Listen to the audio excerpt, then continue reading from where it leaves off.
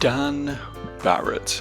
He may not exactly be a household name, but Mr. Barrett has made massive waves, made himself into something of a cult icon in the indie sphere by, among other things, being one half of Have a Nice Life, the critically acclaimed seminal post-punk band formed of Dan and Tim McCougar.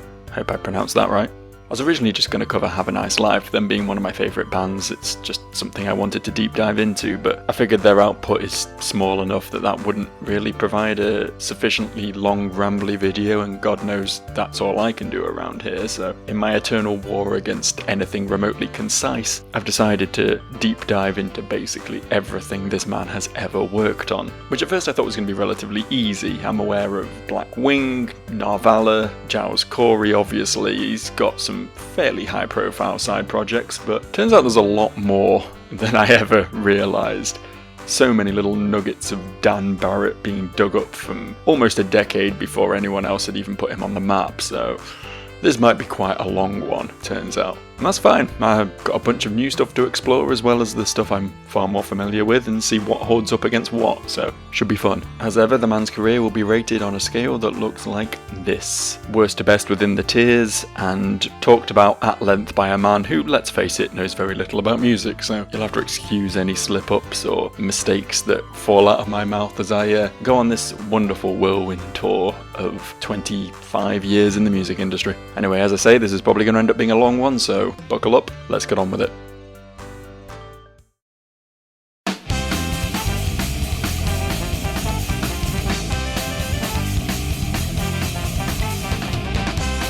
So there's some pretty deep-cut internet relics on this list of records, but I think this one might be the deepest and cuttiest. This 2001 ska punk record was only fairly recently dredged up from obscurity by the real sort of Dan Barrett heads out there, and you can find it on YouTube, albeit with a skipping track and no actual confirmed titles for the 3 bonus tracks, but honestly, finding it at all, pretty cool. Now this is obviously not what I was expecting from a man whose primary modus operandi is to be as depressing as physically possible, but while I'm not the biggest ska fan on the planet, I do appreciate some madness, some specials, and I have a bit of a soft spot for some of the sort of 90s ska punk that came up, particularly Rancid and NoFX, so this isn't completely out of my wheelhouse, and honestly, listening to it, I don't think it's too bad.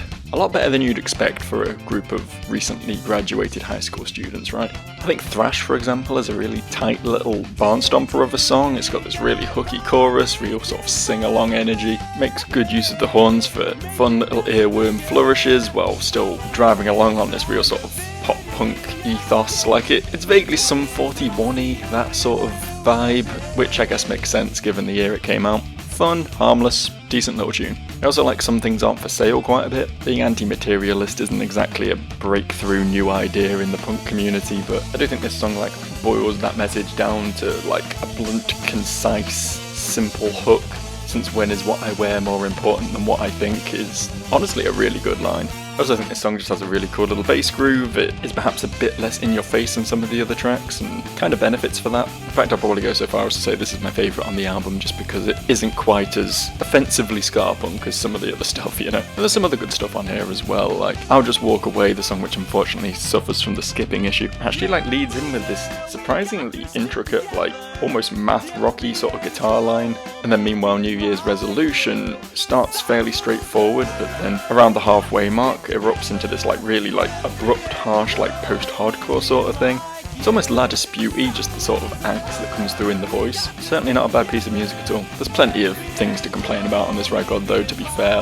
Open a Solomon Road just begins with a straight up Metallica-esque metal passage, and while this album is surprisingly well produced for what is very clearly a DIY effort, these sort of heavier guitar sections just do not come through as clearly or as crisply as some of the other pieces, and it doesn't really work, even if it is clearly supposed to be a sarcastic fake out moment. And speaking of sarcasm, I'm never quite sure exactly how much there is of that in these lyrics, right? There's a stretch of tracks on here that do just feel they were written by high school students, which is exactly what they were, so it's hard to get a grasp on how honest they're being a lot of the time. One More Time is just a classic breakup number, young love, ended too soon and, oh, I'm really depressed over it sort of thing. You know, dude, you're 19, grow up, you'll get over it. California ska band sees Dan just getting really insecure about the fact that his band is from Minnesota and not California, talking about drinking himself under the table just because of his geography, I guess. And then All Girls Hate Singers and the Jock song are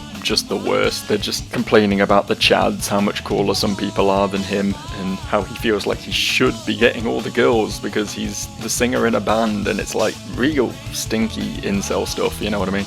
After the fairly suitable closer in the finale song, there's the aforementioned 3 bonus tracks, which I don't think they add much to the album. I guess they're kind of fun. The first 2, for whatever reason, personify a lampshade and a toaster individually. They're almost like a continuing story because the lampshade man from the first track is mentioned in the second one, and I don't know, it's very silly, but it's fine, you know. Bonus track 3 is just bonus track 2 played backwards though. That's it. And it's like kind of an okay effect to close out bonus track 2 to then have it immediately break to a halt and then start playing backwards. But if it had just been like 10 seconds of that to a fade out to the end, fine. But a full 4-minute and 20-second song played backwards on the end of the album is just not worth listening to, you know? So yeah, some odd ideas on this record.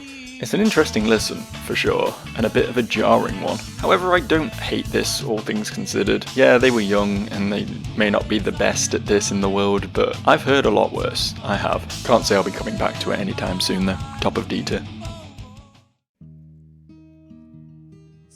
So the Cappuccino Jelly Beans only ever did one more release, this being an EP containing some of the tracks, which ended up on The Struggle to Stay Positive, and was presumably released before it, although it's all quite unclear and hazy at this point, and would presumably just go on to disband without much fanfare. Unfortunate for them, but it did mean that Dan Barrett then got to focus on his side project, a little bedroom folk duo with Tim McCougar called Have a Nice Life. This rough demo was, according to some people, recorded and released in 2002, according to others 2004, it was somewhere around this time anyway, and would itself be a bit of a holy grail of the internet for a little while, before eventually seeing an official release in 2014. I do think it leaked before then, but even so, this thing is pretty obscure. This demo is very much a tale of two halves though. 2 of the tracks, Fat Kid Camp and Invading Christian Shores for All of Odin's Glory, Let the Dark Light of Odin Shine Within You, are very coded to the early folk punk revivalism that was going on around the early to mid 2000s. See bands like Johnny Hobo and the Freight Trains. This stuff is incredibly lo-fi, nasty ass recording quality. Just a dude with his guitar screaming his guts out basically. As far as I can tell, these 2 tracks are essentially Tim solo pieces. I think Dan does provide some backing vocals and the occasional slightly cringy ad-lib, which both of them are laying on thick on these tracks. And honestly, there's not a great deal to be redeemed here. With most music in this sort of style, you're cutting to the heart of some political message or other, but here it's essentially just middle-class white guy whining, right? A lot of the tracks are about video games and Monty Python and stuff, and then occasionally they'll just scream about burning your grandmother's house down, and it's a bit cringe. Let's be real. The remaining 3 tracks are quite good though. Again, they're very bedroom folk coded, but they owe more to the likes of the Mountain Goats or the Mouldy Peaches, right? On 2 of these tracks, Knife Throwing Contest and Saving Throw vs Paralysis, they actually have some quite pleasant interplay between the 2 acoustic guitars. Dan primarily takes over vocals here, which is probably smart because these cleaner, prettier numbers demand his sort of sweeter falsetto compared to Tim's slightly more off-key, punkier voice. Although I do have to say, on Saving Throw, the 2 of them take a verse each and then actually combine their efforts towards the back half, first with like a steadily building ooh-ah section, which is actually quite reminiscent of some of the song structuring on Have a Nice Life's later work, and then eventually like a straight up round style singing where they're both overlaying different melodies on top of each other. It actually works really well. I Left and My House Burned Down is honestly really pretty, very stripped back, very intentional with the notes. Tim just providing some subtle backing vocals where it's necessary, but for the most part the track is left to breathe and resonate a bit, which, yeah, works quite well. None of this is essential listening by any means, don't get me wrong. I mean, as a big fan of the band, I appreciate seeing their roots here, but this would definitely not be a jumping on point for anyone. However, if you're looking for something like a sweeter and less blunt version of Crywank, then the 3 good tracks on this demo are pretty much what you're after. I think I can justify putting this at the bottom of C tier despite tracks 2 and 3 really letting it down, because otherwise it's a pretty heartfelt little listen.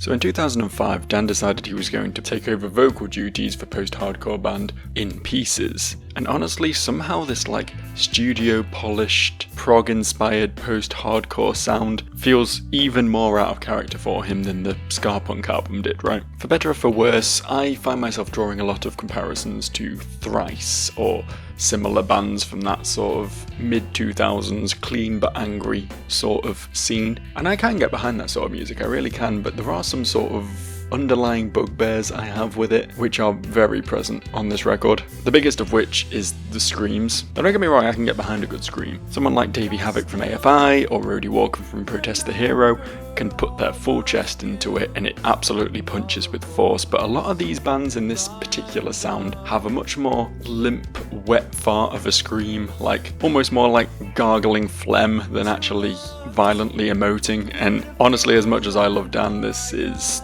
very much in that wheelhouse. Don't get me wrong, his singing's not bad on here, generally speaking, and there's a lot of cleans on here that he does very well. I just can't get over that cat hacking up a hairball sort of sound. I find in the worst cases it can actively put me off some actually quite good songs, right? For example, the 9-minute Completely Inevitable, a song which honestly lyrically feels like a proto Have a Nice Life in that it's very nihilistic, very sort of centered around the themes of we're all going to die, so what's the point sort of thing, right? And while musically it is kind of a cool, unfolding, heavy prog mini epic, there's just too much of that grating noise over the top that I just can't be doing with it. Same with Age of Oceans, the track before it actually, which flows directly into it. That track also has some slightly upsetting mixing going on as well, which I don't like and is another sort of common theme with bands like this. The opening drumming's really cool, very spacious, resonant sort of drum solo, slow paced, builds up into the song, but there's this really overly loud, repetitive guitar lick just playing over the top of it that just kind of ruins the whole atmosphere for me. But enough of the complaints. I do think a lot of the songwriting on this album is good. The performances are pretty great. Generally speaking, the tracks progress and unfold in a very appealing way. It's usually pretty emotive and the lyrics are quite resonant, kind of in a slightly cheesy way, I'm not gonna lie. Obviously there's a time and a place for songs like this, but I don't know, I feel like we've all been in that place at some point in our lives where lyrics like sometimes the world just rises up to fuck you over hit home, you know? That's from the closer, True and False Guilt, a track which I do enjoy quite a lot, honestly. The final 2 tracks actually do take the album in a slightly more mathier, prog metal-y sort of direction. No Letter No Note is a little bit hit and miss at times, but I do appreciate the sort of more mechanical, herky-jerky guitar riffing on it. I think that's quite cool. True and False Guilt is great though, honestly. The subtle tempo changes that sort of usher in a momentum towards the back half of the track, and that really cool alternation between the clean, isolated bass and the huge, full band vocals and all just blaring at you and slapping you full force in the face. I think that song really works well. National Optimist and 10,000 Years I think are both pretty great, just sort of isolated slices of what this band does. These would be the tracks I would recommend to an outsider for sure. Just really tight post-hardcore-y stuff. Strong earwormy riffs, really sort of vibrant guitar tones. Big sing-alongy moments and similarly moments of raw vocal emotion. I think these tracks just do tick all the right boxes for this vibe. And I really like Night of the Long Knives, which is probably the closest thing to a ballad on this record. It still has a definite raw urgency to it, but the huge melodic chorus about waiting in vain for God and the soundscapes painted by the various guitar effects layered over the rhythmically hypnotic bass line and everything is such a cool song. And I might have to be in the right mood, but Juarez, Mexico and its second part are such a nice little 1-2 punch. The exceptionally edgy line, "Put your hands around my neck and twist, was that good for you?" is the sort of thing I would have used as my MSN Messenger screen name back in 2005 had I heard this album at that point, and I have to admit I've not really matured beyond that since, so good stuff. So yeah, this album isn't always necessarily my cup of tea. It definitely sits in a style that I do think is a bit overplayed and not versatile enough in its sound, but there's a lot to like on here, there really is. I found myself humming a couple of these tunes several days after listening to them for the first time, and honestly I can probably see myself going back to it once this review's over and done with. I think we can call this low beat here.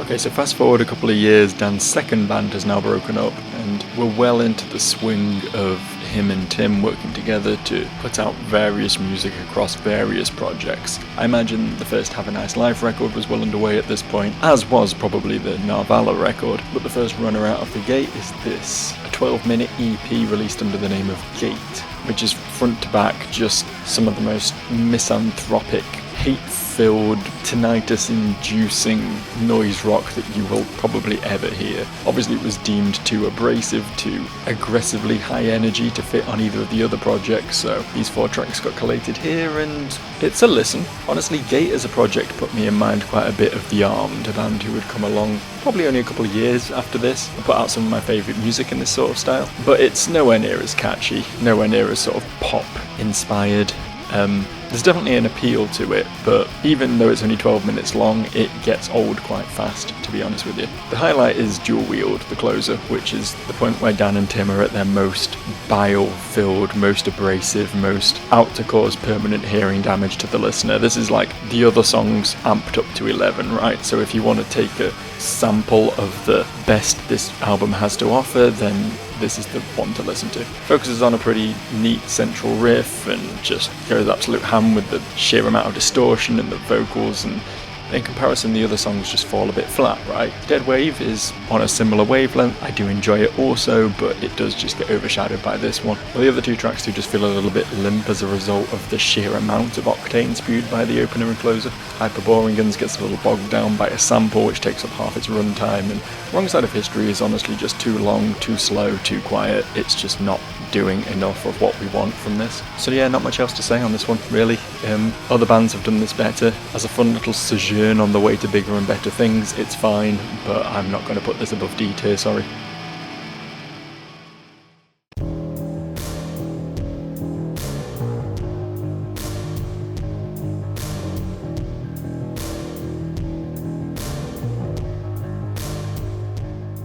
Okay, so 2008, the first Have a Nice Life album is released, and it's one of my favourite albums of all time, top 10 for sure. This is an easy S tier, S plus tier even. We can call it there if you want, or you can stick around and listen to me do a quick, and by quick I say that in inverted commas, worst to best of all the tracks on here, because why not? It's going to be like picking between my favourite children, but here we are. Least favourite at least is easy, it's The Future. Don't hate this tune, I think it serves a good purpose in bridging some of the heavier moments on the back half of the album, and I think it builds up a nice tension to be released by Deep Deep following it. But something has to be the worst, and honestly I don't really like the MIDI-ass trumpets on this thing, but also removing them would basically remove any sort of personality from it. It's fine, it does its purpose, but it's worst. 12th best, controversially, is The Big Gloom. I like a lot what this song does, I think the guitar tone's great. That little guitar rundown into the massive thundering drums coming in is a really impactful moment. I do like the vocal melodies on the back half as well, but I do think this song overstays its welcome a little bit. I think you could maybe cut 3 minutes out of the sort of repetition that does overrun it a little bit, and if you were to do that, it would be less likely to be one of the very few tracks on this record that I do occasionally skip.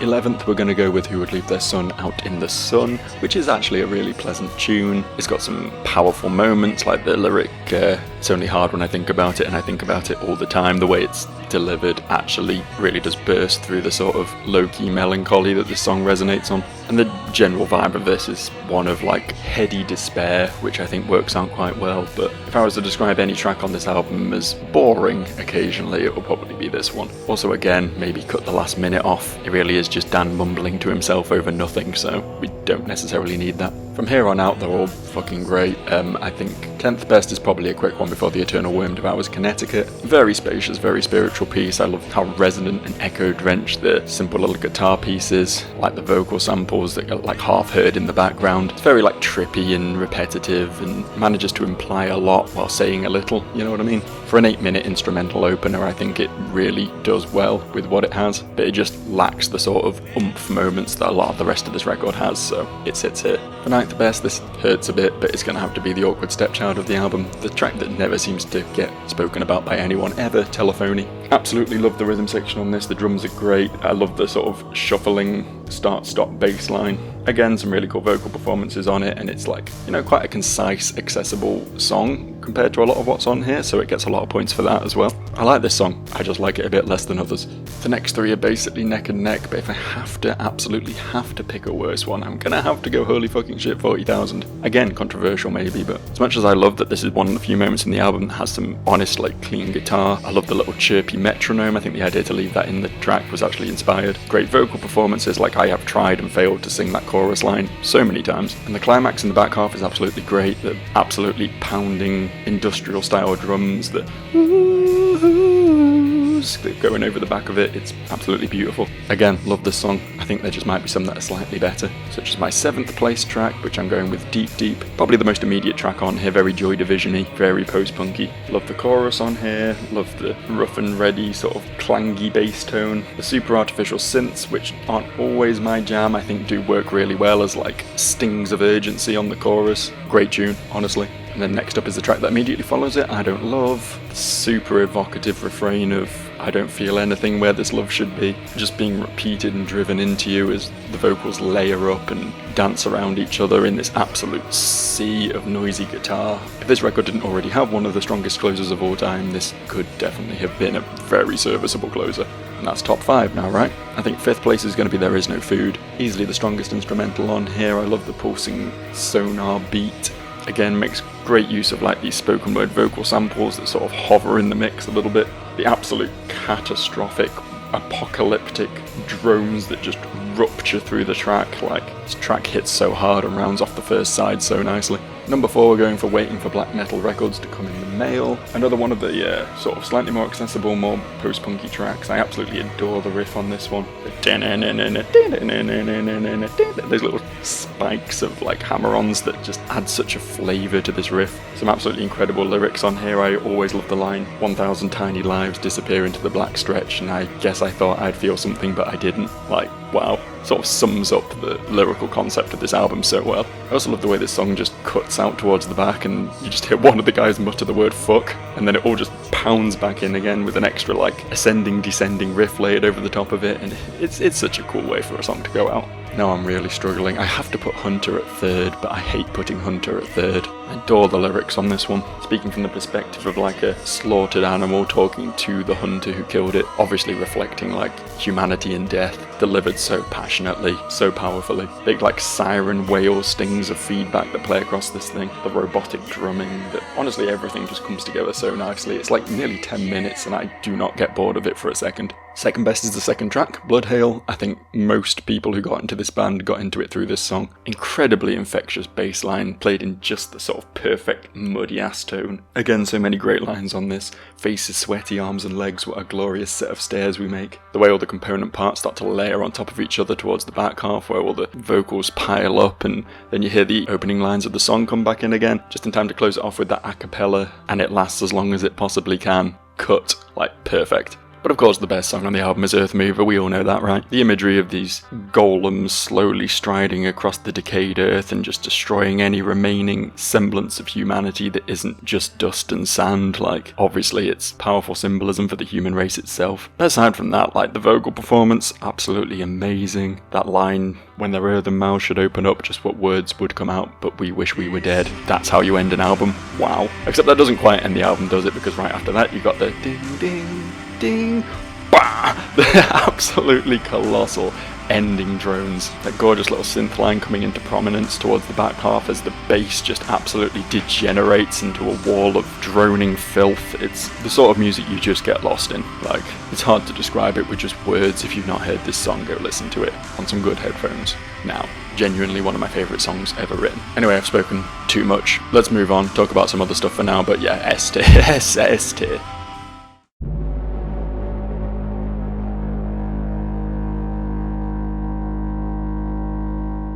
So it seems like in this era, Dan and Tim were just sort of shotgunning a variety of different styles and ideas into different projects, right? First Gate, then Have a Nice Life, and then the same year as Death Consciousness, they released this. Narvala's self-titled ambient noise black metal project, and the sort of thing that's so dense and impenetrable that you really have to be like hyper tuned in order to get anything out of it. And all these years later I do, but it's taken me some listening, right? If this was a true first reaction, I probably would have put this in D to, I don't know, maybe I've just Stockholm syndromed myself, but I do think there is a lot of value on this record. They definitely don't make it obvious though. The opening track almost seems designed to turn you off. After a sample from a radio show about listening to the sounds of hell, essentially, we're just immediately met with just this abrasive wall of pounding snares and hideous, dense, noisy, distorted, blown out guitar. Just layers and layers of it that just completely drown you in complete lack of melody, complete lack of direction almost. Chorus of the Blasphemes is probably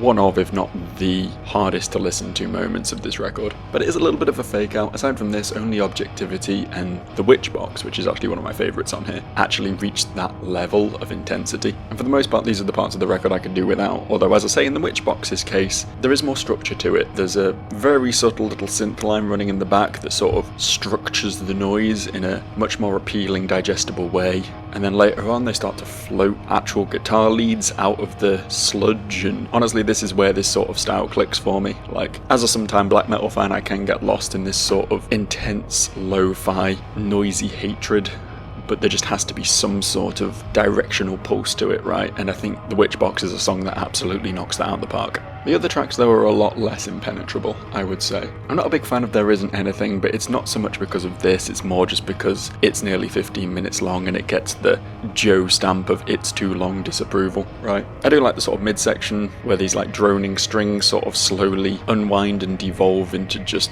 a tinnitus-inducing humming shriek, which then the back half of the song then builds itself back up onto. It's a cool effect, but I just don't have time for this song. I don't think anyone does. Blood Flood's alright. It's much lower register, more a deep bass hum as opposed to the shrieky static of some of the other songs. There's a distinct rattling guitar riff on here, and the sort of ominous vocal mumblings that layer over the top of it do actually paint a really sinister image. And Swallower of Bile ain't bad either. Most of the song is constructed out of this like evangelical choral singing, quite haunting in its own way, although I don't really think it evolves the premise enough. But yeah, for me the final three tracks are the real highlight here. I've already spoken about The Witch Box, but then Let Them Eat Blood is quite possibly the most accessible moment on the album, right? Its core components are this slightly threatening but relatively clean minor key acoustic guitar passage and occasional vocal harmonies. But it does build it up on this like persistent thrum of background noise and these occasional rhythmic bomb drops of static, which honestly like drown the whole thing in like this swampy miasma. It's a really neat way of warping the familiar to make it far more off-putting, almost uncanny valley of music if you like. And then the closer, Black Elk Speaks, Chokes and Dies, is almost modern Have a Nice Lifey, less death consciousness, more what they'd go on to do. There is the ever-present sort of gritty noise barrier laid over the top of most of the song, but that aside, a lot of it is more like spacious, ambient, sprawling synths, and again some actually quite pleasant, if indecipherable, vocal melodies. I think in contrast to the intensity and density of the rest of the album, this actually serves as a still heavy but far more palatable cleanser at the end of the record, so big thumbs up there. So yeah, I like this one quite a bit. I'm going to put it in B tier, I think, and that's sort of an accommodation because at times I listen to this and I'm like, this is high A tier, and then other times I listen to this and I'm like, what am I listening to, you know? So I think depending on my mood and how zoned in I am at the time, B tier feels right. Right, moving on.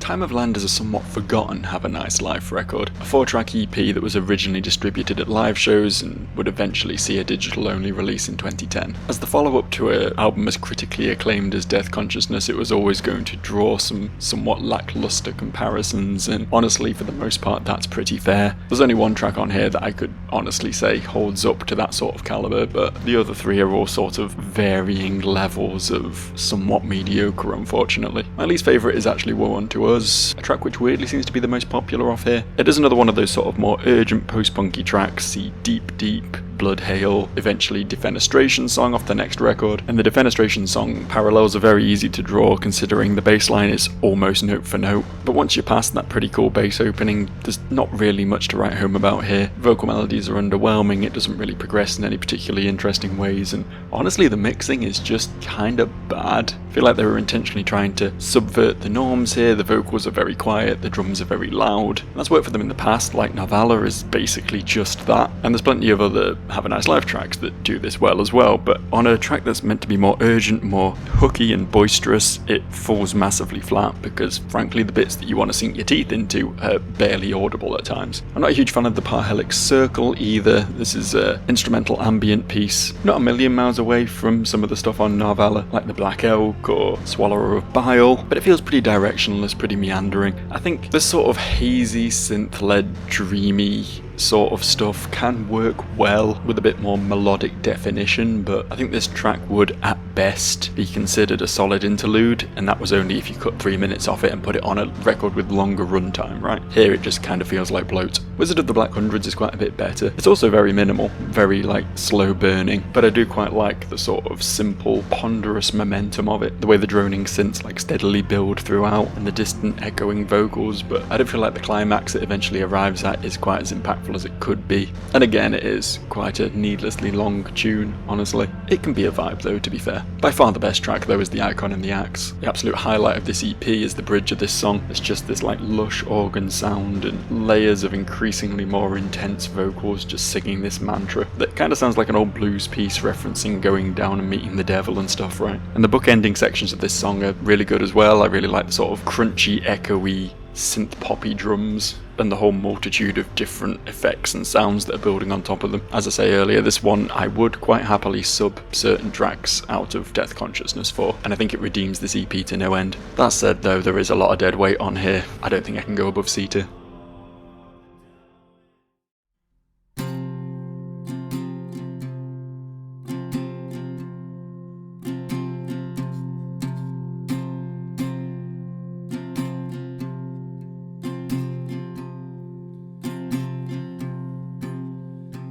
Holy fucking shit, I forgot how good this record was. I don't know if Have a Nice Life were originally intended to just be a sort of one-off thing like Narvala and Gate, because following the release of Time of Land, Tim and Dan both went off to do their separate projects, and Dan's first solo release under the moniker Giles Corey is something. This is a deeply personal, absolutely harrowing, introspective, and bleak as all fuck folk record. And when I say something's bleak coming from this man, that means it's bleak. Like, this makes Narvala look like a fun time party record. Probably my favourite two tracks on here are the bookending ones, a sort of yin and yang, if you will. The Haunting Presence is quite possibly the most intense moment on the record, leading us off with this like hypnotic, ominous, sparse little piano piece and some ethereal vocals, before devolving into what just sounds like found footage, right? Just like lo-fi maniacal ravings, screaming about there being a devil on his back and a devil on his face, and absolutely just hammering the piano seemingly randomly. This is visceral, it's like something we weren't meant to hear. And then Buried Above Ground does like a really cool spin on the themes of this song, repurposes the piano piece on a nice little acoustic guitar, before erupting into this huge like funeral procession horn section. It's like mournful but jubilant at the same time, and brings back those lyrics about the devil being on various body parts as like a massive like barn stomper of a chorus that sees the album off on this really like bittersweet note. Such a strong pair to open and close the record, they really are. The first verse from The Haunting Presence is also reused in like the background of Empty Churches, primarily like synthy ambient piece, the sort of thing I've been a little bit harsh on in the past. But this builds up like a pretty cool stomping pulse to it, and also overlays the whole thing with this like sampled audio clip of someone describing a radio frequency that allows them to speak with the dead. It's actually quite chilling and creepy, and really emphasises the absolute obsession with death that this album has. It can be a little bit blunt at times. Probably my least favourite on here is the track I'm Going to Do It. It's a very quiet and morose piece that I wouldn't hate, but it does feel a little bit on the nose to just repeat the line, I'm going to kill myself, over and over again. Like, there is a sort of primal realness to that, but at the same time it does feel a little bit much, especially when compared with some of the really solid lyricism that appears on this record. Like the simple folk piece Sleeping Heart, which sees Dan tackle the rather morbid conversation of exactly how he wants his death to be immortalised and where he wants to be buried. Or the really cool chant-along climax to No One Is Ever Going to Want Me. The I wanna feel the way I feel when I'm asleep. It's actually part of a really cool explosion of sound towards the back half of that song, which does the holy fucking shit 40,000 thing of like building a song around like a metronome click, but its extremes are far more polarised than on that track. It's way more quiet, way more depressive and subdued for the most part, but then as I say, that climax is really full force stuff. I also love Blackest Bile, a track that is apparently over 7 minutes long, although I never would have guessed. It really does fly by. I love the way it is buoyed along on these layers of like evangelical, like choral humming, which plays as like a stark contrast to Dan's like much more sort of timid, shaky vocal performance as the lead. And again, I just love the lyrics on this song as well, like all around me in the air hangs a wreath of blackest bile and smoke that only I can see. Like, it's so poetic. My third highlight though has to be Spectral Bride. It just has to be. I love the sort of campfire gang vocal thing that it does throughout the first half. There's something really endearing about the sort of sloppiness of it, and just how incredibly well mixed it is. The super crisp acoustic guitar could easily have been buried amongst all the layers of voices, but it rings so cleanly. After a really fun like ragtime piano bridge that again manages to walk that line between like invigorated joy and deep-seated melancholy, we're brought to the real hook of the song, the building cycle of the looped chorus that again brings in extra voices and horn punctuation and just absolutely climaxes with some real like heartfelt effect, right? As despondent as this song is, it really does to a degree feel like the most wholesome and clear-headed of every track on this record. So yeah, it does actually end up being a bit of a roller coaster. Thematically, the album is, as I say, hyper-focused on death, hyper-focused on this outpouring of depression and self-pity. But each song has such an individual character, such a distinct spin and outlook on the themes, and it all comes together so well. I was originally going to give this album an A tier, but on re-listen, no, this is an S.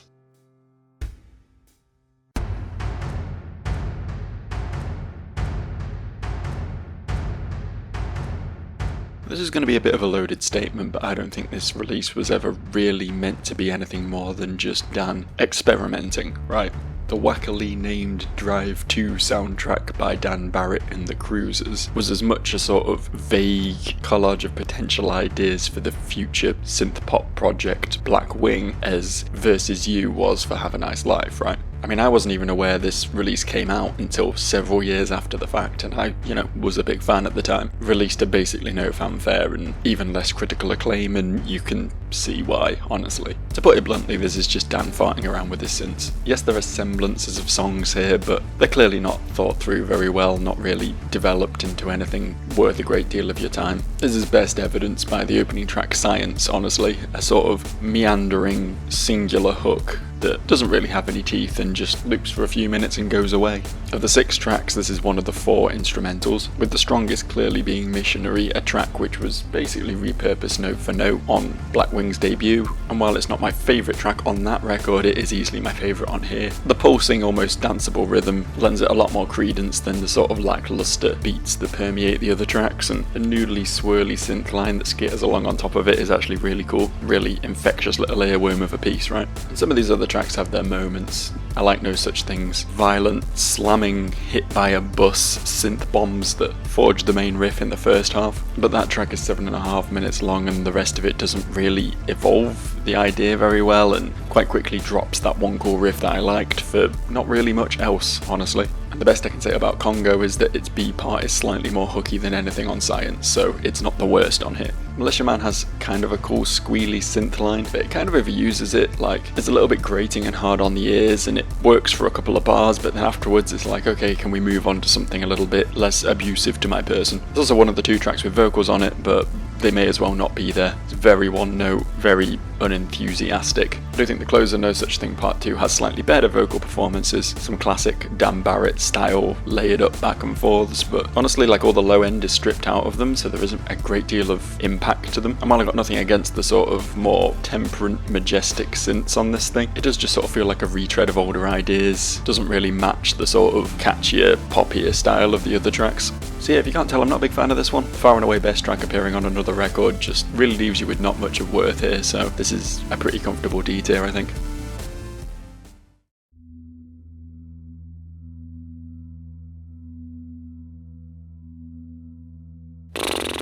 Well, this is certainly an album of all time. Actually, technically this isn't the second Giles Corey album, but rather the first Giles Corey EP. A proposition that completely shatters my concept of what an EP even is, considering this thing is over an hour and a half long. You could watch a whole ass movie while this thing's running in the background. And frankly, that might be recommended because you're not going to get much entertainment value out of listening to this. Now, I'm not completely foreign to the concept of ambient and drone music. I do think at times it can be really quite impactful stuff. I have a selection of favourites within that genre, but unfortunately this isn't one of them. The first track is by far the best. Clocking in at just over 23 minutes, Awake Now is kind of the logical extreme of what Dan was going for on the first Giles Corey record. While it's certainly not folk music and not particularly singer-songwriter-y, there's a definite extrapolation of the concepts, right? It's very rooted in the same sort of expansive lo-fi sound, the same sort of eerie and slightly nightmarish ambience, just stretched out into a much more sparse and repetitive formula. I actually quite like the way this song starts, with the chorus of chanting that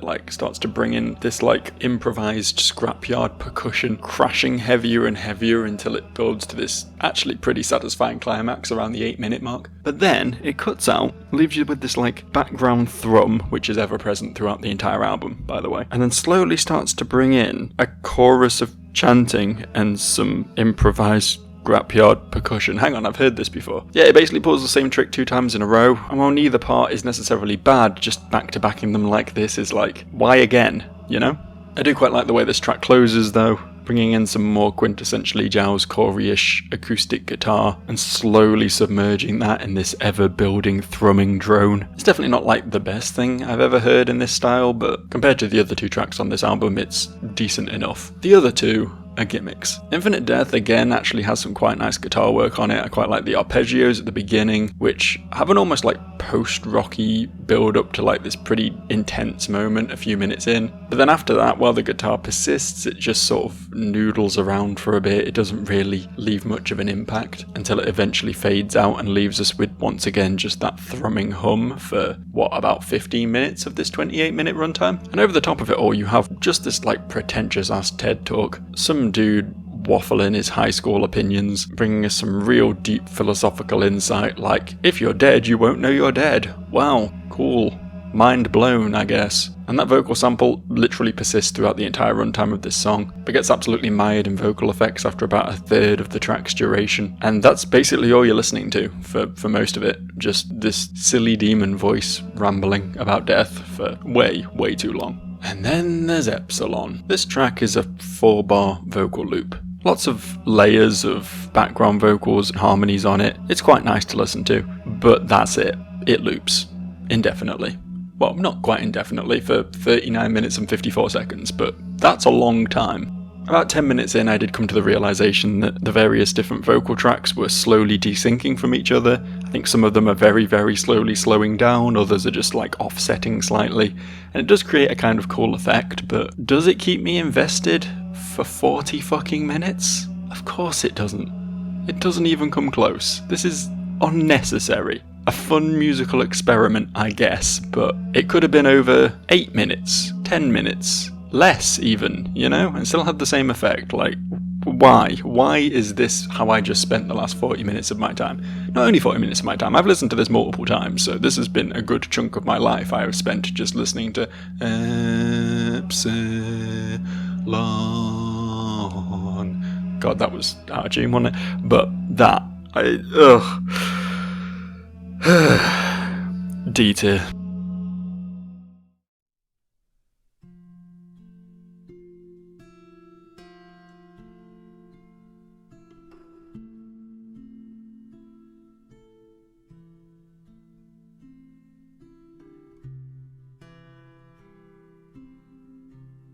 Giles Corey's second EP, and as it stands, most recent official release, is a proper EP, one that's short and shit. 3 tracks, no muss, no fuss. And unfortunately, no muss, no fuss does sort of sum up my feelings towards this quite well as well. These are nice tunes, I like all 3 of them, don't get me wrong, but they just don't have the sort of ability to get under my skin like the tracks on the debut record do.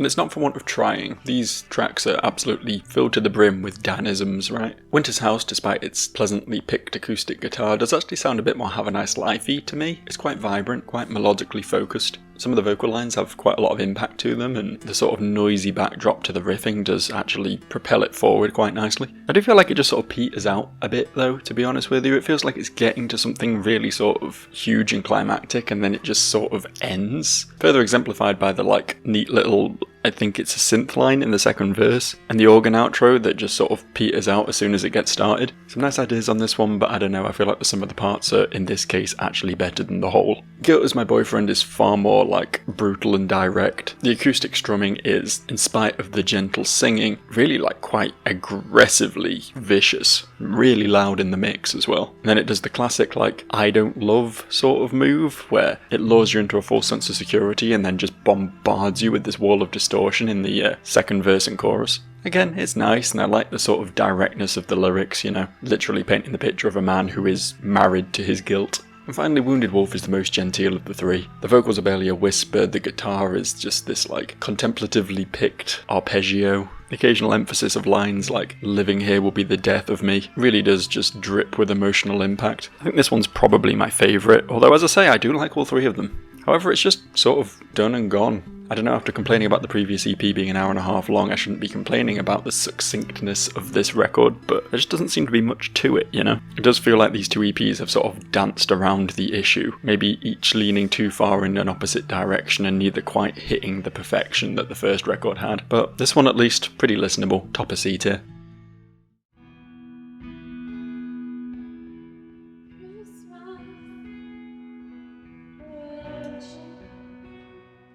So as if he didn't have enough going on between Giles Corey and then both Have a Nice Life and Black Wing gearing up to release new records, Dan decided to team up with his wife Tao to put out a 4-track EP of Christmas songs at the end of 2013. Now I can be a bit of a Scrooge. I worked in a supermarket, I had to listen to a lot of Christmas music ad nauseum for a very long time, and it doesn't quite fill me with the spirit that it does some people, so maybe I'll be a little biased towards these tracks, but even trying to be objective, I just don't think this EP's that great. Christmas Waltz is the one song I didn't know prior to hearing these covers. It's quite conventionally folky, obviously wrapped up in the usual Dan-isms, heavy reverb, lo-fi production, and in this case, actually a pretty cool use of vocal harmonies between the married couple. But this song was originally by Frank Sinatra, and you can tell that it requires a more sort of big band swing sort of style. In this more sort of stripped down minimalist setting, its melodies just aren't really strong enough to carry it. Last Christmas is perhaps a better use of their vocal harmonising. This track is actually mixed really well. I love the use of the synths, the big meaty bass tone on it, and the way the two of them trade off parts of the song, but honestly, I hate this song. I've always hated this song, and I'd be happy if I never had to hear this song again. Even if it is done by one of my favourite artists, it doesn't redeem it from just being intensely obnoxious. I can just feel the original peeking out from behind this cover, and I don't want anything to do with it. Maybe It's Cold Outside is an interesting take. This one is the most adherent to the sort of Joy Division school of post-punk. Puts me in mind a lot of Have a Nice Life, particularly given the drum track and the bass tone are lifted pretty much directly from Deep Deep. And the sort of snaring makeover does wonders for this track, I think, but I've got two major issues with it. One is that this was a duet album with his wife, and for some reason on this one, the most classically tailored for a duet, Dan duets with himself. He sings both parts. Tao is nowhere to be seen. My other issue is far more pressing, and that's that it has a 10-minute long outro. Again, obviously this does remind me of Have a Nice Life, both Waiting for Black Metal records to come in the mail and Earth Mover had really strong coders, and I feel like he was going for that sort of thing again, but the difference is, Black Metal Records was about 2 minutes long and served the song really well. Earth Movers was groundbreakingly climactic and saw a thematically consistent, haunting album come to this absolutely apocalyptic closure. This is just a bass looping for 10 minutes and doesn't really do anything with that. It honestly seems like an exercise in egotism, just the same sort of masturbatory thinking that resulted in Epsilon being a track that exists. So by process of elimination, my favourite's Blue Christmas, which is nice. Haunting little sweet take on an Elvis classic. Dan doesn't even appear on this one vocally, it's entirely Tao, and well, she doesn't have the strongest voice in the world, let's face it, neither does he, and the sort of frailty in her delivery really does sort of suit the intimacy of the music, so this one gets a thumbs up. Overall though, D-tier release, sorry.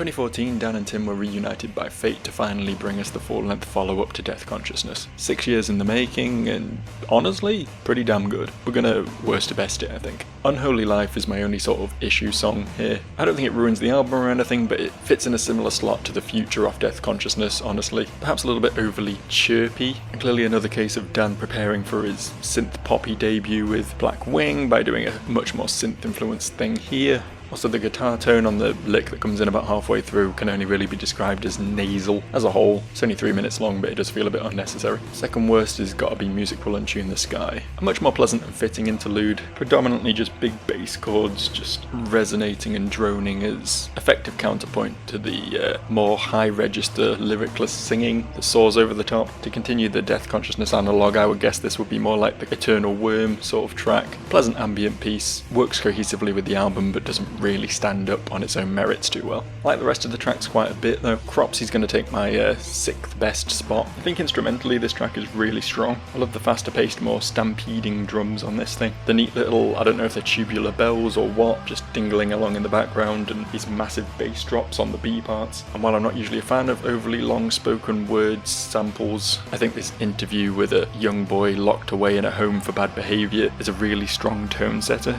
In fact, I think this track would have worked really well as the opener, but it's fine where it is. My biggest bugbear with it is I don't really jive with the vocal melodies much. There's an awful lot of that "I've been waiting on anyone" line repeated throughout, and it doesn't necessarily detract from the song, but I don't think it adds much either. 5th best, I'm going to have to go with Dan and Tim Reunited by Fate. The first of several more post-punky tracks on here. This is definitely a direction they were looking at heading in. I really love the immediacy of the bass line, the big resonant percussion, and while the lyrics do get lost in the mix a little bit, I do quite like the lines that gain prominence are all quite impactful, like "we don't know anything" and "this is all there is." I do really like the back half of this song though, where it winds itself back into just this like pulsing, feedbacky, staticky rhythm, and then these huge, sparsely strummed, like microtonal guitar chords. Like, this would have served really well as a closer, just off the sort of dramatic essence of the back half of this track alone. 4th best is the opener, Guggenheim Wax Museum. Probably the noisiest track on here, just layers and layers of fuzz and distortion. Like, I can't tell if the droning melody that the track builds itself up on is played on an organ or a guitar. That's how much of a like stifling, suffocating tone everything has. And that's brought to bear later on in the track as well, when we get this huge wailing, screeching guitar lead. It's almost like a mockery of guitar solos, like it's like 4 notes, but it rips through you in a way that like Joe Satriani shredding 5,000 notes a second would never ever be capable of doing. 3rd best is Emptiness Will Eat the Witch, probably the most ambient thing this band has done, outside maybe Eternal Worm. No drumming on here, no bass. Just a subtly, gradually slow burning pulse of an organ, this simple but super sticky guitar passage, and then these layers and layers of different vocal parts that just interweave and build up into this massive dramatic climax. Notes being held like artificially long, so that the vocals interweave themselves with the droning thrum of this track into just an absolute unforgiving wall of sound. I really like this tune. And that leads me to pick between Burial Society and Defenestration Song as my favourite. Tough one, honestly. I think we gotta give it to Defenestration Song though. Burial Society's amazing in its own right, of course. The haunting piano chords, the steady, inevitable drum beat, and then not only does the track have this really cool, quiet, loud dynamic with its verses and choruses, the more contemplative lyrics of the verses just giving way to this huge "it isn't real, but it feels real" chorus. But then there's a C part as well, which just takes things to a whole other level, culminating in some gloriously edgy sing-along moments like "I'll never know what you said, cause I'll be fucking dead by then." Like, it's great, man. Defenestration Song is just so undeniable though. Like, this is a contender alongside Bloodhail and Black Metal Records as like the definitive post-punk banger from these guys. Not only does it fucking slap with its really cool hard rockin' rhythm section and huge cries of "it's in my nature, it gives me chills." Great line. It actually has a really satisfying close as well, allowing the guitar riffs to give way to this like musically, tunefully satisfying guitar feedback, and the mantra of "is this what it's like, is this what it's going to be like?" The song just fucking slaps, honestly. So yeah, shorter and probably less monumental than Death Consciousness, and there are a couple of tracks that I don't completely jive with, so we're not going to quite let this one into S tier, I don't think, but this is a very, very high A. Great album.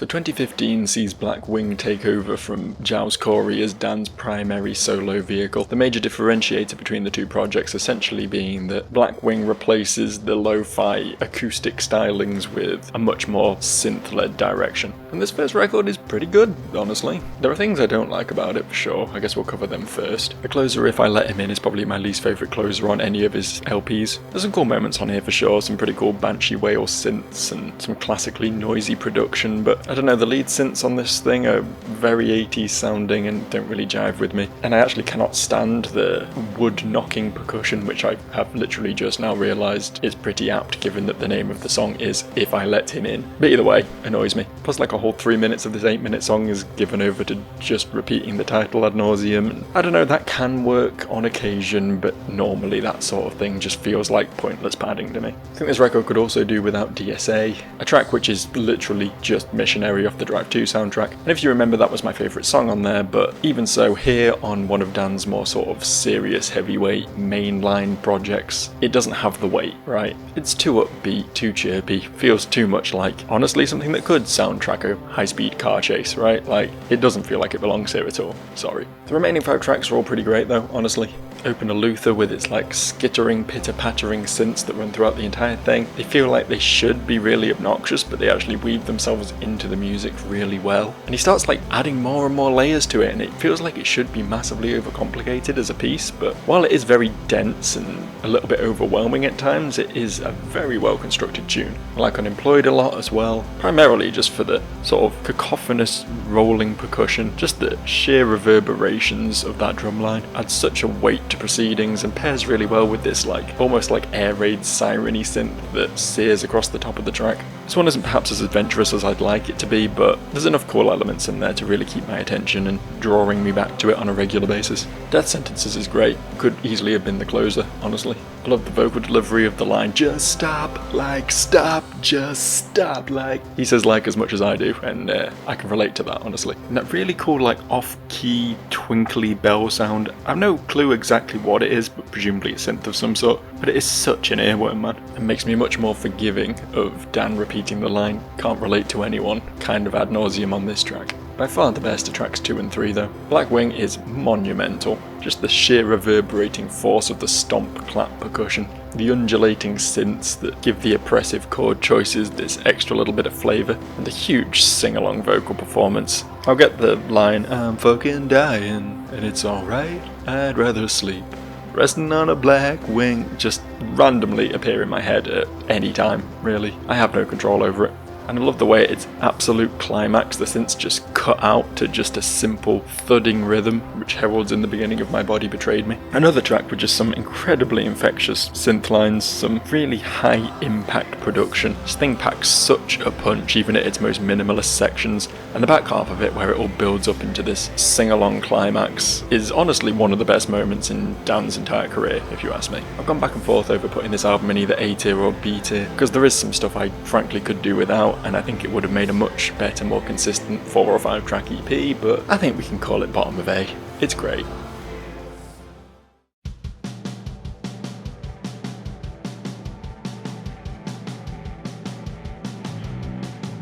Sea of Worry is the third and most recent full-length LP under the Have a Nice Life moniker, and just because I did with the other 2 records, I'm going to worst to best this one as well. Perhaps controversially, I think Trespassers W is the worst song on here. This, along with Destinos, are actually revivified and re-recorded outtakes from the Death Consciousness era, so I feel like I'm expected to like this song, but it just doesn't work for me, to be honest. It's very like arena rocky, you know what I mean? It has a riff that sounds like it came out of a song by The Hives or Arctic Monkeys or someone. And the attempts at vocal hooks just don't really land for me. I think on a lot of the tracks on this record, everything is a lot cleaner than usual. And Dan's voice just honestly isn't that strong when not buried in effects, and it genuinely doesn't even seem like he's trying on this one, so not a fan.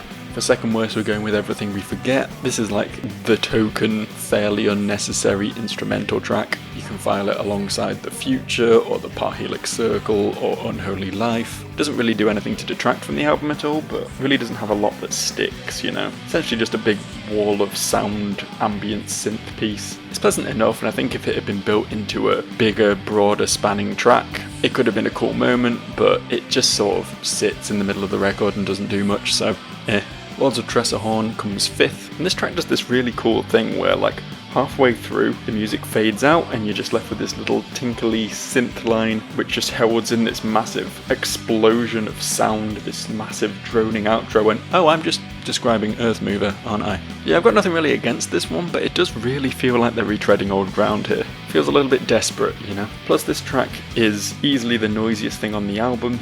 Comes right out the gate with these heavy guitars and massively distorted vocals and stuff, so it doesn't really feel like the explosion of sound at the end is much of a payoff. It just sort of feels very one note as a result. It's not a bad song, but it really does always just feel like I'm listening to the inferior version of a better tune, you know?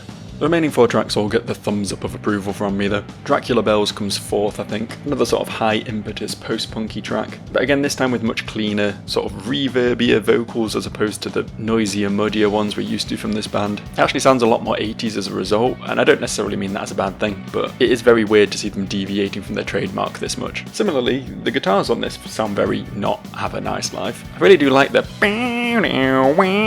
riff in the chorus, but it sounds more like a grunge thing, you know, a bit Nirvana-y, a bit failure-y. I guess it's kind of nice to see the guys still evolving their sound after all these years. Although the back half of this track is a bit more classically them. Actually reminds me a bit of The Haunting Presence from Giles Corey. Sort of shouted, haphazard vocals, intermittent plinky plonking on the piano, but this time with this big grinding bass riff to sort of add more impetus and function to it. It's a cool way to close the track out, actually. Science Beat gets my 3rd spot, and it's another track that is actually kind of saved by its back half. It opens as kind of a downbeat, synth-led rumination of a track, kind of like one of the less memorable moments from Black Wing's output. My god, that glossy guitar lick on the back half is so cool, and the haunting vocal performances that pair with it give it this sort of weird, like, neo-spiritual vibe. It's kind of cool. My second favourite by a hair is Open a Sea of Worry. This seems to be the sort of thing they do the best these days, these urgent post-punk pieces. As this track more than any, I would say, maybe this and Dracula Bells, that remind me the most of The Cure. Having just come off listening to their entire discography, it's quite easy for me to draw parallels, and yeah, the crisper clockwork drumming and the big reverby guitar sounds and gloriously melodramatic vocal deliveries all just sort of tie together to conjure the image of Robert Smith into your brain, you know?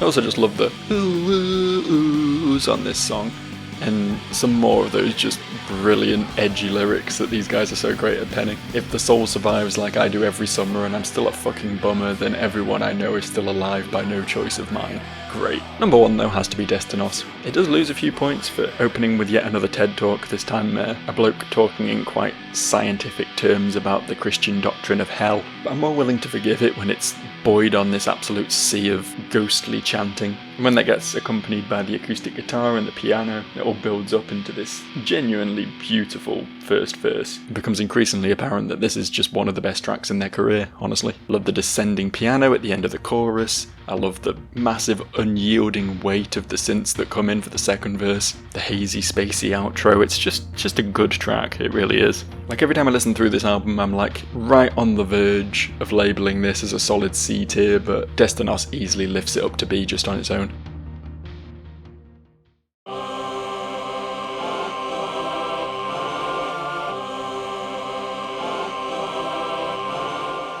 The latest release from Black Wing and Dan in general is a weird record because while I ostensibly enjoy it, I can't help but feel that it's just far too long. When I say that, I'm not necessarily talking in terms of pure minutes, but more in terms of bloat, right? Like there's other longer records that I've reviewed in this very video that feel like they earn every goddamn minute of their runtime, and this isn't really one of those, unfortunately. As an example, both the opening tracks, Bollywood Apologetics and Ominous 80s, I think they've got good ideas. They're both contrasting, right? They both sort of represent different ends of the spectrum of Black Wing's sound. The former is much more spacey, airy, still quite densely layered with the synths, but it feels like it has room to expand land and breathe, and layers on some really cool vocal melodies and stuff, while the latter is like the opposite end of that. It's way more claustrophobic, really crunchy, noisy synths and massive imposing drum beats. I like the vibes that both these songs put out, but they are both just too long. They both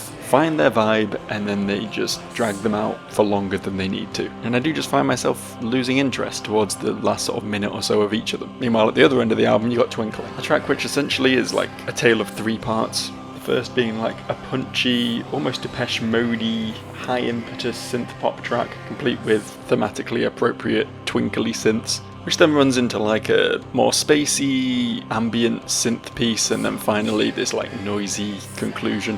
And there's a lot of great ideas across it, but again, I do just find my interest waning over its 13.5-minute runtime. There's not enough visceral hookiness to the catchier parts of the song, and there's not enough of a all-consuming ambience to the slower parts. Like, it just doesn't quite hit the highs it could. Then you got Always a Last Time and Always Hurt, another two sort of ambient, sprawly tracks. They both just utilise the same hook.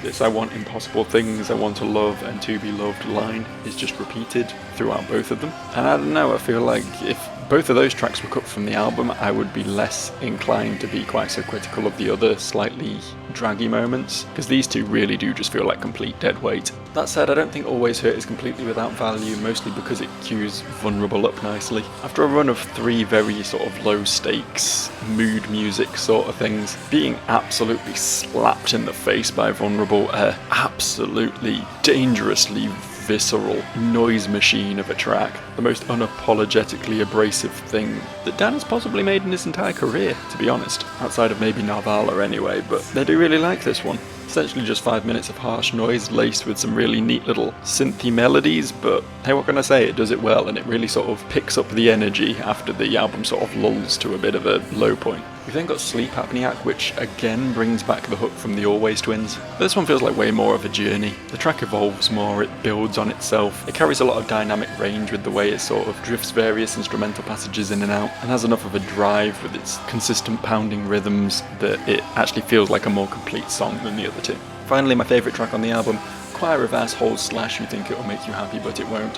Fucking mouthful that one is, but weirdly this is like a really positive message, or at least relatively positive by Dan Barrett standards. The lyrics, "A choir of assholes will always be singing to tell you you're nothing, well at least we built something, and if something means nothing, so be it, is a really like quite optimistic sort of zen outlook to have on life, right? And the general hopeful nature of the song, the slightly cheesy but really fun like synth choir, the big mantra of you just have to get over it at the back half. I think this track is actually the exact sort of injection of somewhat uplifting mentality that I needed after listening to God knows how many records of this man's career. It's nice to have something that isn't quite so dour for once, right? And it's just a nice bonus that the song is actually pretty catchy and fun. Overall though, I don't think this record's scraping its way out of C tier. There's just too much that drags it down, man. My own emotions, my own feelings, my own boundaries. So there we have it. I didn't quite cover everything here. There's a few unofficial, official bootlegs kicking around with a few tracks that have yet to see a proper album release and a few different versions of other tracks, and I could have covered those as well, but goddamn isn't this video over an hour already? I think we can all just wrap it up here. It was cool though, getting a chance to dig into Dan's various niche side projects. I'd never heard Married, I'd never heard Gate, I'd definitely never heard Cappuccino Jelly Beans before, and honestly that In Pieces record, bit of a banger. I keep going back to that, I keep finding myself putting that on again and again. I think it's a pretty cool slice of mid-2000s post-hardcore that will probably start making it into my regular rotation. Pretty happy with my final list though. Outside of possibly the Drive 2 soundtrack, I think basically every one of these records has some sort of redeemable quality, something that makes them intriguing as a listen. Hell, you might even find Deconstructionist good if it's more your style than it is mine. But if I were to recommend a starting point for this man's extensive career, I don't know, I might not actually recommend Death Consciousness. I might say start with Unnatural World. It's a bit more bite-sized and gives you a pretty good overview of the complete sound, and then perhaps Is Doomed and Giles Corey's self-titled. Anyway, if you disagree with any of my opinions here, feel free to yell at me in the comments. It's okay, I'm a big boy, I can take it. And honestly, I do just quite like to hear other people's opinions. Maybe I can get more out of a track if I hear the perspective of someone who really likes it, you know? And if you've got any recommendations for any bands or artists you want me to check out in this extensive, over-rambly sort of format, go ahead and drop them down there too. Got a pretty good idea of who I'm going to be listening to next. It's going to be a fun one. But after that, I'm open to suggestions. Anyway, it's been real. Peace, love. Don't know why I said that, that's not my usual outro. Bye!